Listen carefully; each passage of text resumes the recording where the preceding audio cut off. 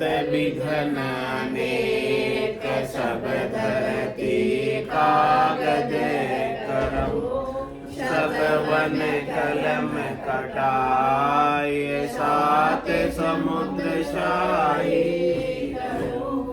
सतगुरु गुण लिखान जाए। राम राम राम राम राम। आप सभी के अंदर विराजित परमात्मा के पावन चरणों में प्रणाम। राम राम।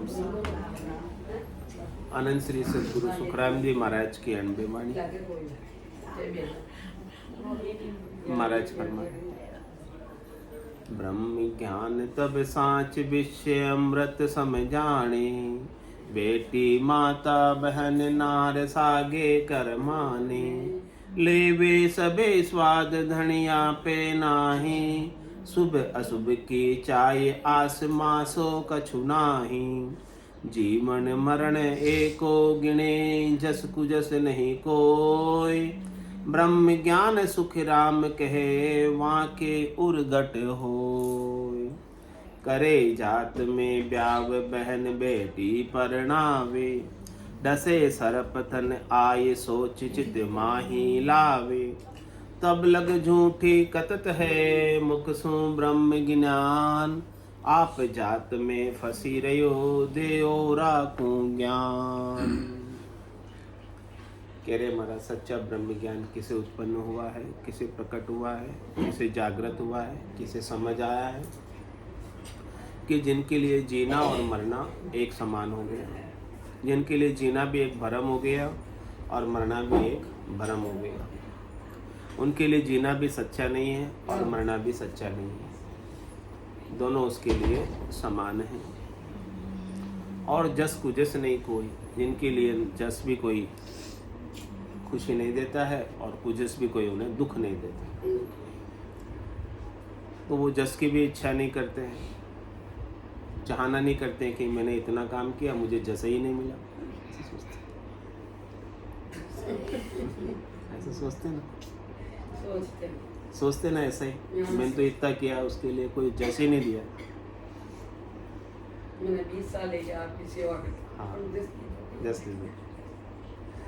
महाराज कह रहे कि जब तक ब्रह्म ज्ञान उत्पन्न नहीं होता तब तक ऐसी बातें हमें दुखी करती, परेशान करती, व्यथित करती, लेकिन ब्रह्म ज्ञान के उत्पन्न होने के बाद, प्रकट होने के बाद जस की परवाह नहीं। आप जो कार्य कर रहे हैं अपने जस के लिए नहीं कर रहे, अपनी महिमा के लिए नहीं कर रहे, अपनी सिद्धि के लिए नहीं कर रहे, अपने को मोटा बनाने के लिए नहीं कर रहे, अपने को अच्छा बनाने के लिए नहीं कर रहे। आप जो भी कार्य करें निष्काम भाव से करें, सेवा के लिए करें, क्योंकि ये तन जो आपको मिला है आपका तो नहीं है, किसी का दिया है, परमात्मा का दिया है ना, ये आपका है। किस हाँ, जो संसाधन आपको मिले हैं, सुख सुविधाएं आपको मिली है, वो भी किसी की दी हुई। तो महाराज कह रहे कि जिसकी दी हुई है उसकी सेवा में लगा दो। तेरा तुझको अर्पण क्या लागे।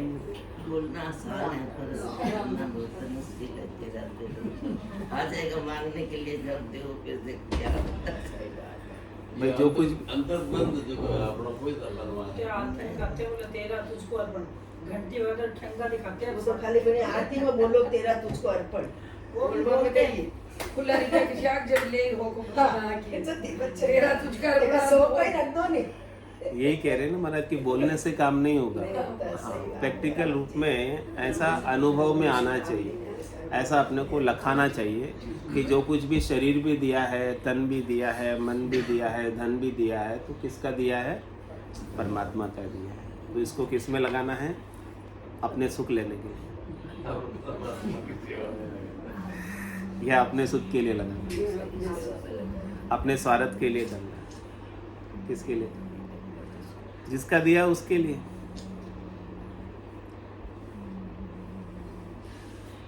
तो महाराज कहने की ये तो कहने के लिए लगे, आप भी पैसे दे दो, फिर रोजा बोलती तो बोलती है मेरा है, अरे ये आए कहाँ से, ये दिए दिमाग लगा, फिर उस पर ठप्पा मेरा लग गया तो लगी दिया उस टाइम पे। यही तो संकीर्णता आ जाती है ना अपने, हाँ क्वेश्चन पूरा करे। ये छोटी बुद्धि आती है, संकीर्णता आ जाती है, मेरा मेरा करके, बोलते जरूर है। जबकि उसका कुछ है ही नहीं। ये समझ में आना बहुत मुश्किल है। तो महाराज कह रहे हैं कि जस की भी परवाह मत करो, जस के लिए भी कोई कार्य मत करो। हाँ, कार्य करना है तो आप अपने सेवा के लिए करो, उपकार के लिए करो, भलाई के लिए करो। संसाधन जिसने दिए हैं उसकी सेवा में लगा दो। और पूजस भी कोई आपका कर दे तो भी उसकी भी आप परवाह मत करो, उसके लिए भी आप दुखी मत हो। तो ब्रह्म ज्ञान सुखराम के वहाँ के उर्गट हो, ऐसी स्थिति जो भीतर से जिसकी बन जाती है, सच्चों की समझो कि सच में उनको ब्रह्म ज्ञान होता है। यानी ऐसी कोई लखा नहीं रही है भीतर से, न दुखी होने की स्थिति और न सुखी होने की स्थिति भीतर से। मन में हर्षिता नहीं है जस होने पर, और कुजस होने पर मन में दुख नहीं। चाहे कहे नहीं कहे किसी से, कहना न कहना एक अलग बात है, व्यक्त करना न करना एक अलग बात है, लेकिन मन में उकाड़ नहीं आना चाहिए। बहुत से कि अंदर से उकल रहो और मुंह में चुप्पी लगा के रखते हैं कि अच्छा नहीं लगेगा अभी तो। तो कोई ना आजकल तो मुंडा मुंडी खेलते हैं, ये क्यों नहीं चाहिए। तो महाराज तो कह रहे कि अंदर में उकाड़ भी नहीं होना चाहिए, अंदर में, हाँ अंदर में उकाड़ है मतलब ब्रह्म ज्ञान में अभी कमी है, कचाई है, पक्का नहीं हुआ है। जिस दिन पक्का हो जाएगा, कचाई निकल जाएगी, कमी निकल जाएगी, उस दिन उकाड़ भी ठंडा हो जाएगा। अंदर से उबाल आ रहा है वो भी ठंडा हो जाएगा। और ब्रह्म ज्ञानी की पहचान बता रहे महाराज, करे जात में ब्याव बहन बेटी परणावे, डसे सरप तन आय सोच चित माही लावे, तब लग झूठी कतत है मुखसु ब्रह्म ज्ञान, आप जात में फस रहे हो देओ राको ज्ञान। आपकी जाति क्या है, कौन सी जाति के, ये जीव कौन सी जाति का है? ब्रह्म जाति का है, अच्युत जाति का है। आपकी आत्मा की जाति ब्रह्म ही, परमात्मा ही। तो महाराज कह रहे कि जिसको ब्रह्म ज्ञान उत्पन्न हो गया है, उसके लिए संसार के सकल व्यवहार झूठे हो जाते, उसके लिए उसका आग्रह नहीं रहता कि यही होना चाहिए, ऐसे ही होना चाहिए। कोई नहीं भी होता है उसकी मान्यता के अनुसार, उसके धर्म के अनुसार, तो भी वो दुखी नहीं।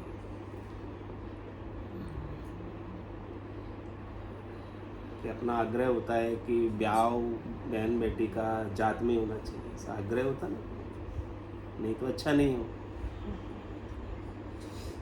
लेकिन ब्रह्म ज्ञानी के लिए वो आग्रह भी नहीं, उससे भी वो दुखी नहीं, उससे भी उसकी परवाह चिंता उसे नहीं सताती, दुख उसे नहीं होता, उसका भी उसे कोई कुजस नहीं है। उसको तो कोई भला नहीं लग रहा है, कोई बुरा नहीं लग रहा है।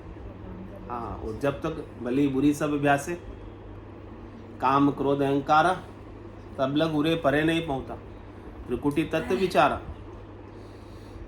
जब तक कोई अच्छा लग रहा है, कोई बुरा लग रहा है, तो महाराज कह रहे हैं कि काम क्रोध अहंकार उत्पन्न होंगे, अच्छे बुरे होंगे।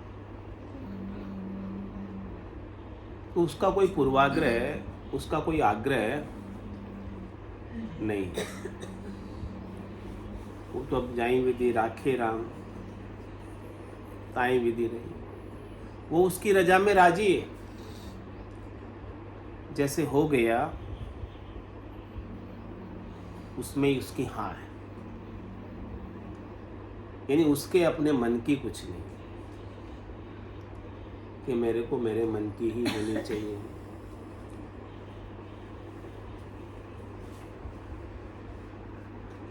चाहे बच्चे बच्चे खुश रहो चाहे न रहो, मेरे को मेरे मन की होनी चाहिए। थोड़ा प्यास थोड़ा देखो पिज़्ज़ा वगैरह थोड़ा प्यास तो एक बार रहता है, थोड़ा सुंदर वो एक संसारिक बात होगी। लोग परमात्मिक बात संसारी लोग, व्यवहारिक लोग महाराज तो वही बता रहे हैं, करे जात में ब्याह बहन बेटी पढ़ना है। अब जात का आग्रह है उसे, जात का भेद है अभी तक, जात का भेद मिटा नहीं। इतना तो फिर सब कुछ छोड़ के अलग ही रहे तब हो सकता है, परिवार में रहो। पहले तो जात पात थी नहीं ना, जब हम चले थे तो बाद में हुआ। परिवार में रहने से तो इतना नहीं होता, किस किस चीज को छोड़े मुश्किल है। सदगुरु का ज्ञान धारण करो, सब हो जाएगा। और कह रहे हैं डसे तरप सन आए, डसे सरप तन आए, सोच चित माए लावे।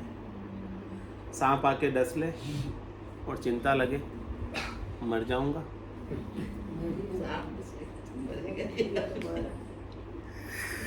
लग रही है चिंता, सांप डस लिया आके, बोला मेरी मृत्यु। परीक्षित को भी डसा था, नहीं डसा था। हाँ, लेकिन डसने से पहले उसने ब्रह्म ज्ञान को प्राप्त कर लिया था।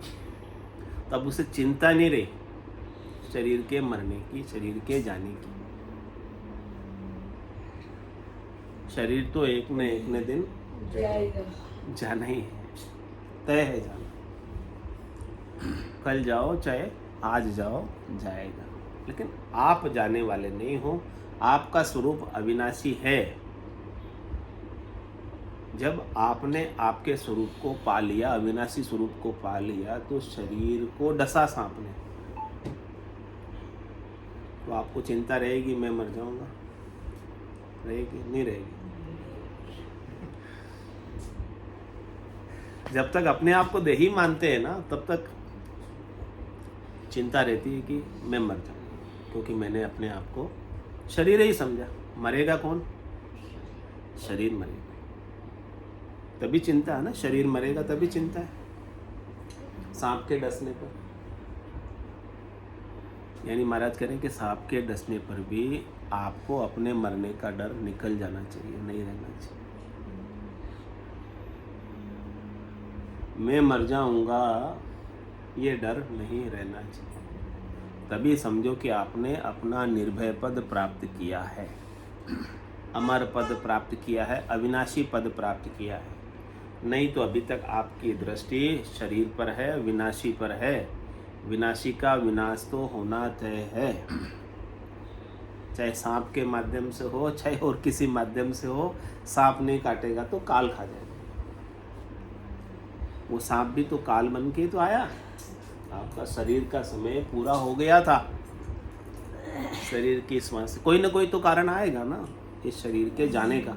यहाँ रह जाएगा हमेशा। डॉक्टर का तो रह जाता है, नहीं रहता। क्यों? उसके पास तो सब दवाइयाँ हैं। वैद्य का रह जाता है, डॉक्टर का रह जाता है हमेशा। तो कोई ना कोई कारण तो इसके जाने का आएगा ही। बिना कारण के तो कैसे जाएगा?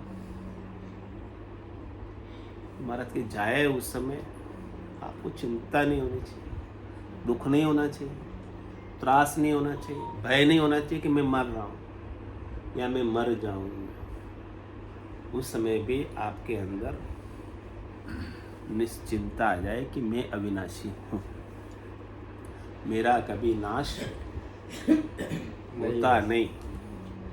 वो कब होगा? जब आप अपने अविनाशी स्वरूप को पाओगे, जानोगे, जियोगे, उसमें रहोगे, उसमें अविनाशी। जब तक विनाशी में ही रहोगे, अपने आप को देही मानोगे, जीव ही मानोगे। देही मानोगे तो मरोगे, जीव मानोगे तो दूसरे शरीर में आओगे, और अविनाशी मानोगे तो परमात्मा स्वरूप हो जाओगे। फिर आपका कोई कुछ बिगाड़ सकता नहीं। जो परमात्मा स्वरूप हो गया, उसका कौन क्या बिगाड़ सकता है? ये अविनाशी स्वरूप सद्गुरु के ज्ञान से ही मिलने वाला है। राम का रचा जीवड़ा 84 में जाए, सद्गुरु हंदा संतदास मिले ब्रह्म के। सद्गुरु के ज्ञान से आपने अपने अविनाशी स्वरूप को पा लिया तो आप ब्रह्म में मिल गए। बाकी राम के रचे हुए जीव तो बार बार देही में आ रहे हैं, बार बार मर रहे हैं, बार बार जन्म रहे, आने और जाने का कारण उनका मिटा नहीं, वो ज्ञान से ही मिटेगा। और जिसका एक बार ज्ञान से मिट गया, फिर उसको मरने की भी डर, चिंता मिट जाती। होना था सो हो गया। सूरत शब्द का जोग, संत दास इस देह का, नहीं हरस नहीं सो। देह रहे तो भी कोई बात नहीं, नहीं रहे तो भी कोई बात। देह में रहते हुए विदेही रहे, इसमें देह की अपेक्षा नहीं है। आत्मा अपने स्वरूप के आनंद में रहती है, स्वरूप की मस्ती में रहती है। हाँ, देह से कुछ सुख लेने की इच्छा बाकी रह गई हो तो देह को बचाए रखने का प्रयास करेगा कि मुझे ये सुख अभी लेना, भोगना बाकी रह गया था। और समझो कि उसके प्रयास से भी वो काम सरा नहीं, देह चली गई तो वो इच्छा तो रह गई थी उसकी। वो इच्छा रहने के कारण दूसरी देह बना लेगी। ये देह तो चली जाएगी, दूसरी बात, हाँ, दूसरी देह में आ जाएगी।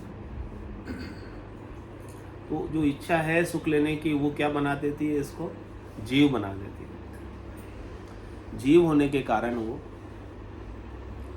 दूसरी देह में आ जाता है। और सदगुरु का ज्ञान जीव को क्या बना देता है, ब्रह्म बना देता है, शिव बना देता है, परमात्मा बना देता है।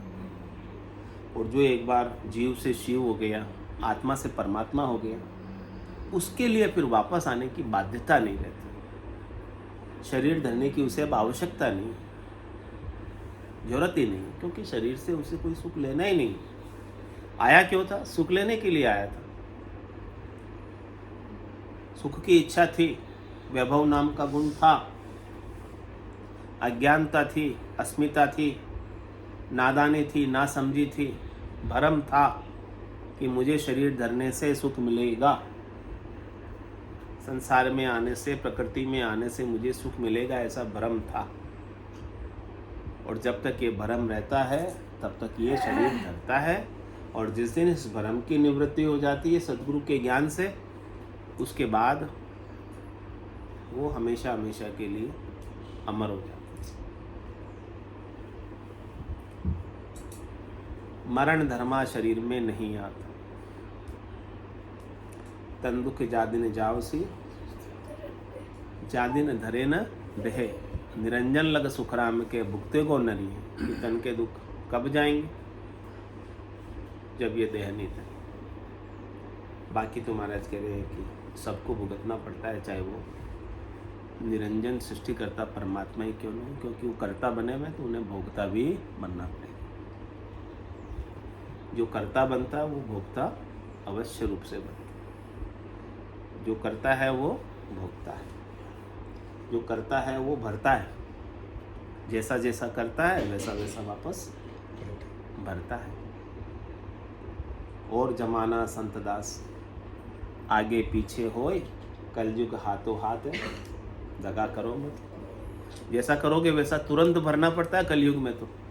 और जमाने में तो आगे पीछे भरना पड़ता था, टाइम मिल जाता था, लेकिन कलयुग में टाइम नहीं मिलता, शीघ्र ही भरना पड़ता है। तो कह रहे महाराज, सोच चित माही लावे तब लग झूठी कथत है मुक्सु ब्रह्म ज्ञान। ऐसी सोच रह रही है मरने की, चिंता लग रही है, तब तक महाराज कह रहे हैं कि वो ब्रह्म ज्ञान तो कथ रहा है मुंह से कि मैं ब्रह्म हूँ, कह तो रहा है अपने आप को कि मैं ब्रह्म हूँ, लेकिन महाराज कह रहे वो केवल गालों का ज्ञान है, बोलने का ज्ञान, वास्तविक नहीं।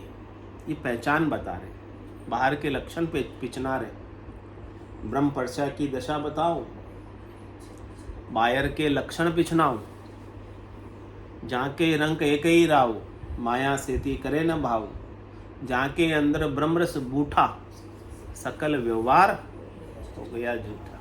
यानी संसार के हद के व्यवहार उसके लिए कोई महत्व नहीं रखते। उसका महत्व है तो किसमें है, इस आत्मा को परमात्मा में मिलना, आत्मा के परमात्मा बनने में महत्व है उसका। जीव बनने में महत्व नहीं है, शरीर बनने में उसका महत्व नहीं है। जीव के व्यवहार से उसे कोई लेना देना नहीं है, शरीर के व्यवहार से उसे कोई लेना देना नहीं, सरोकार नहीं। फिर कहता तेरे भावे सो करो, भलो बुरो संसार, नारायण तू बैठकर अपनी भुवन हुआ। जिसके जैसा समझ आए सो करो, छुट्टी सबको, आप अपने आनंद में रहो।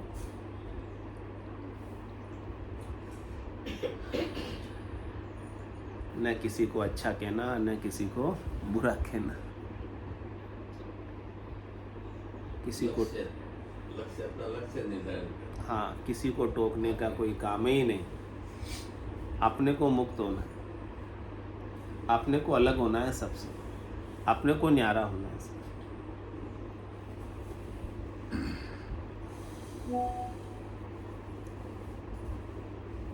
तो तब लग झूठी कथत है मुखसु ब्रह्म ज्ञान। ऐसी स्थिति नहीं हुई है ब्रह्म को परसने की, सकल व्यवहार झूठे नहीं हुए। कनक कामणी करे न नहीं, छक्या ब्रह्म रस रहे विदेह, ब्रह्म रस में छक कर विदेही रहते, आनंद में रहते। जैसे बूंद मिली सागर में, पकड़ सके क्या कोई। जीव ब्रह्म मिल भया समाना, और ब्रह्म मिल्या कर्म करे ना। वो जीव क्या होता, ब्रह्म में मिलकर ब्रह्म के समान ही हो जाता, फिर जीव बुद्धि उसकी खत्म हो जाती। अब वो अन्य कर्म नहीं करता। अन्य कर्म क्या, स्वार्थ पूर्ति के कर्म, स्वार्थ पूर्ति की क्रियाएं, शरीर संसार के सुख के उपाय अब नहीं करते, क्योंकि अब उसकी महत्व ही नहीं रह गया उसके लिए उसका। तो ऐसी स्थिति नहीं हुई है। ये चहन दर्शा बिना ऐसी स्थिति नहीं आ जाए तब तक क्या करे महाराज, मत कोई छोड़ो। हाँ, ध्यान करना मत छोड़ना, किसका, राम जी का। सुमिरन करना मत छोड़ना, किसका, राम जी, स्वरूप का, सत का। सत को स्वरूप करते करते आप सत्य ही हो जाओगे। जिसको आप सोचोगे उसके जैसे हो जाते। जो आपका आदर्श होता है ना, आइडियल, आप उसके जैसे हो जाते। आपका आदर्श क्या है, आपका आइडियल क्या है, आप किसे पाना चाहते हो। आप सत्य को पाना चाहोगे तो सत्य से हो जाओगे, और आपका आदर्श और कोई दूसरी चीज़ होगी जिसे आप पाना चाहते हो। आप धन को पाना चाहोगे तो धन के जैसे हो जाओगे, धन में ही लगे रहोगे, चित्त में धन ही बसा रहेगा। पाना तो भगवान को ही चाहते हैं, पर ये इतना आप बोले ये नहीं छुप रहा है, मुश्किल तो ये है ना। ये आप 100% नहीं हो। हाँ तो बोल ही रहे हैं। 100 तो कोई भी नहीं है यहाँ है पे। ही नहीं, वो तो बोल रहे हैं तब ना। तक आप कह ही नहीं सकते। और तो कोई चीज की इच्छा नहीं है, खाली भगवान की है, पर अब देखो वो नहीं सकता कोई। लेकिन थोड़ा बहुत तो सुधार तो हो रहा है कि नहीं हो रहा है? तो थोड़ा बहुत हाँ, याद करते हैं तो हो रहा है। याद करते हैं। हाँ, याद करते हैं। हाँ, हाँ, याद उस कोई चीज काम करने जाते हैं, फिर सोच लेते हैं कि नहीं ऐसा नहीं करना चाहते। राम का नाम लेना। बस तो वो याद ही तो रखना है। याद करते करते, सुमिरन करते करते अपने स्वरूप में स्थित हो जाना है, और जो स्वरूप में स्थित हो गया वो दूसरी चीज़ें भूल जाए अपने आप से, अपने आप खत्म हो जाएगी दूसरी चीज़ें। स्वरूप में स्थिति बनने के बाद, स्थित प्रज्ञता आने के बाद दूसरी चीज़ें सब महत्वहीन हो जाती है, गौण हो जाती है, नल एंड वर्ड हो जाती है, उसका कोई प्रभाव उसके ऊपर नहीं रहता है। अभी पड़ रहा है प्रभाव, इसका मतलब थोड़ी बहुत कमी है। धीरे धीरे सुमरन करते करते, भजन करते करते, सत्संग श्रवण करते करते स्थिति उत्तरोत्तर अच्छी अच्छी होती जाएगी। समय लगेगा लेकिन हो जाएगा काम। मन में कई बार प्रश्न उठता है ना, तो उसका उत्तर फिर मिल जाता है। मिल जाता है। सोचते हैं ना कि ये ज्ञान है, ज्ञान क्या कहता है, अपन क्या सुन के आए हैं, उसका उत्तर फिर मन ही दे देता है। महाराज के ज्ञान में सबके जवाब आ जाते हैं।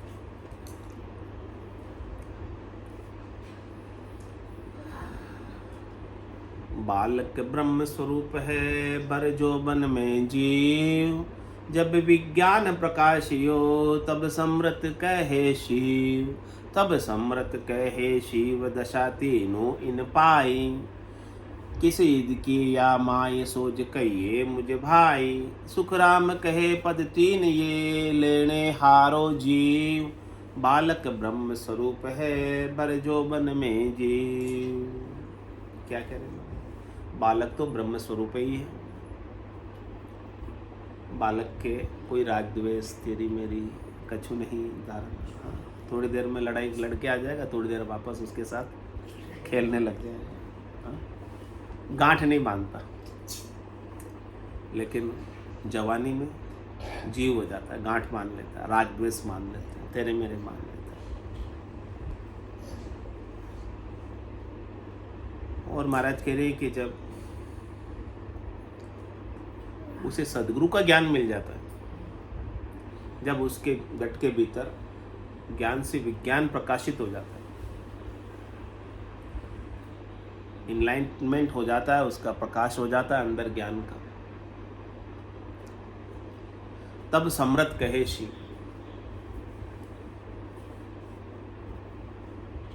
तब महाराज फरमा रहे हैं कि ज्ञान के प्रकाश होने के बाद वो स्वयं क्या कहलाता है? शिव, सिमरत, परमात्मा, राम जी, राम स्वरूप ही हो जाता है ज्ञान के प्रकाश के बाद।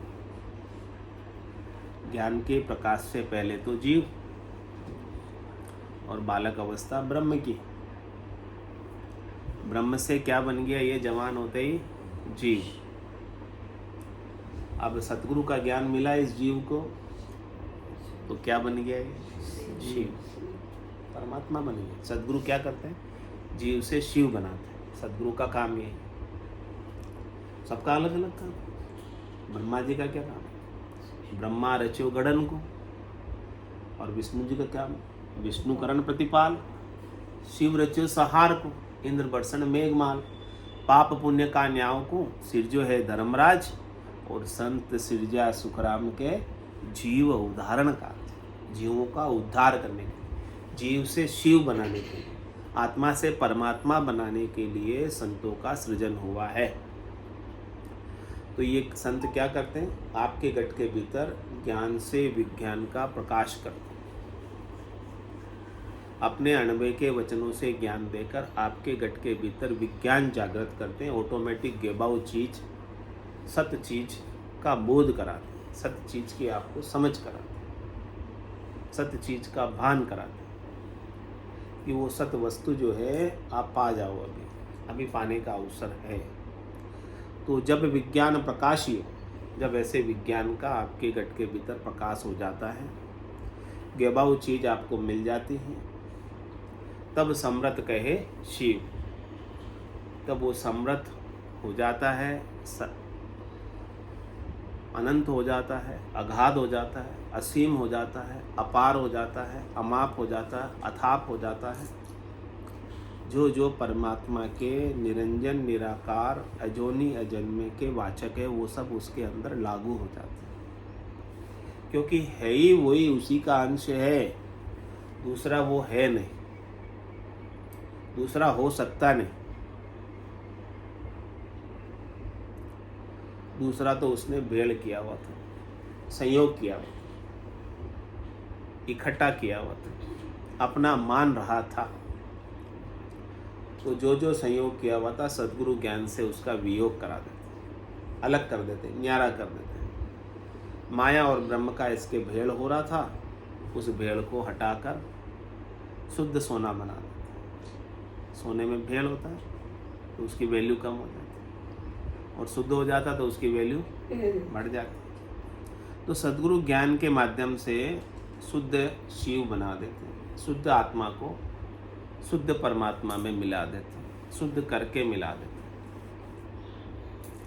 तब समृत कहे शिव दशा तीनों इन पाई। कह रहे महाराज ये तीनों दशा इसी आत्मा ने पाई।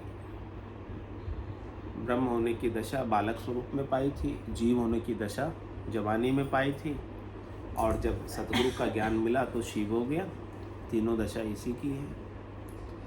बताओ किसी ईद की या माए सोच कहिए मुझ भाई। आप बताओ कि कौन सी दशा इसमें अधिक है, सोचकर मुझे बताओ। सुखराम कहे पद तीन ये लेनो हारो जीव। तीनों ही पद जो है जीव लेता है। ब्रह्म की बालक अवस्था का, जीव की जवानी अवस्था का और ज्ञान अवस्था का, विज्ञान के प्रकाश की अवस्था का, जिसमें ये स्वयं परमात्मा स्वरूप राम स्वरूप हो जाता है। ये तीनों ही अवस्थाएं ये जीव धारण करता है। लेकिन महाराज एक अवस्था से रहित भी एक चीज है। ये तो सब अवस्थाएं हैं। ये अवस्थाएं क्या होती है? टेम्परेरी होती है। अवस्था परिवर्तनशील है। पहले क्या थी, अब क्या हो गई, अब क्या हो गई, बदलाव वाली है सब अवस्थाएं। लेकिन वो परमात्मा जो है वो बदलाव से रहित, स्थिर है, जो अवस्थाओं में भी नहीं है। महाराज कह रहे आपको उस चीज को पाना जो अवस्था से रहित है, जिसमें अवस्था भी नहीं है।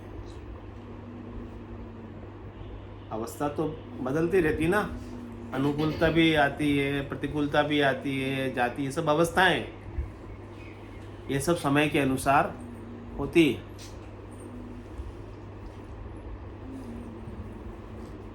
तो महाराज कह रहे वो अवस्थाओं से रहित चीज क्या है जो अवस्थाओं में नहीं है, उसको बता रहे महाराज। गुरु पद न्यारो सत्य है जो अमर फल होय, और राम लग भक्ति सो अंजल जड़िया जो, अंजल जड़िया जो ये सर्व सुख जहाँ जावे, यूं करनी रट राम मुकत लग जन फल खावे, सुख राम उपाया एक सो नाना विध की जोय, गुरुपद न्यारो सत्य है जो अमर फल होय। अवस्थाओं से रहित क्या है? गुरुपद, सतपद, चौथा पद, संतों का पद, केवली भगवंतों का पद, रामजनों का देश, वो न्यारा है। वो किस प्रकार से है? जैसे अमर फल है। अमर फल का क्या गुण है? अमर कर देने। और दूसरे फलों का क्या गुण है? शरीर के रोगों को ठीक करने। तो कह रहे महाराज, और राम लग भक्ति सो अंजल जड़िया जोई, उस अमर फल के अलावा, उस सदगुरु के ज्ञान के अलावा, उस सत्य ज्ञान के अलावा, सत्स्वरूप के ज्ञान के अलावा, केवल पद आनंद पद के ज्ञान के अलावा जितनी भी भक्ति है संसार में करने में आती है, चाहे वो राम जी के नाम के सुमरण की ही क्यों न हो, और राम लग भक्ति सो, वहां तक की बात महाराज ने बता दी। और राम लग भक्ति सो अंजल जड़िया जोय, वो किसके समान है? अंजल के समान, यानी आपकी भूख और आपकी प्यास मिटा सकती है। या शरीर में आपका कोई रोग है, उस रोग का इलाज देर तक सीमित हो गई कर सकती है। लेकिन क्या एक बार आप हॉस्पिटल से इलाज करा के आ जाओगे, खुश होते ना, ठीक हो जाए, मैं ठीक होके आ गया, हाँ, तो फिर आप मरोगे नहीं। एक बार शरीर से इलाज करा के आ गए हॉस्पिटल से,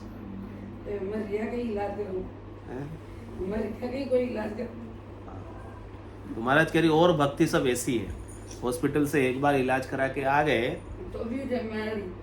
तो भी मेरी, तो और भक्ति सब ऐसी है।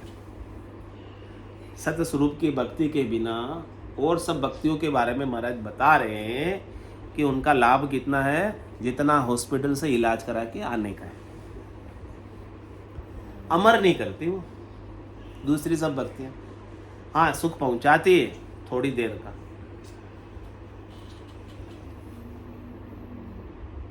अंजल से क्या होता?